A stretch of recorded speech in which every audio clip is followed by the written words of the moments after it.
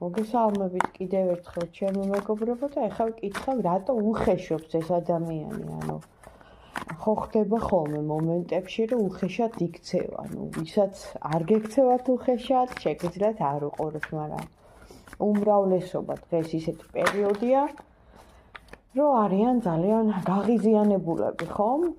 ადამიანები ზოგადად და არა აქვს მნიშვნელობა პარტნიორი იქნება, ვინ იქნება, რატო უხეშობს ეს ადამიანი. კონკრეტულად ჩაიფიქრეთ თქვენთან მიმართებაში. რატო უხეშობს? რას გვეტყვის კარტი?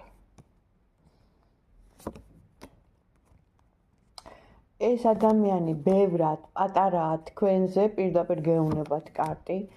თქვენ ხართ ბევრად მასე, ანუ გაწონასწორებული, მაღლა მდგომი, ლამაზი, ყველაფერი დაჯილდოებული ყველაფრით, უჭირს რაღაც სიტუაციების საყოფაცხოვრებო მისი ცხოვრებიდან გამომდინარე, ანუ ტვირთია, ზიდავს და ამის გამო ღიზიანდება და თან სამკუთხედია, მაჩვენებს კარტი.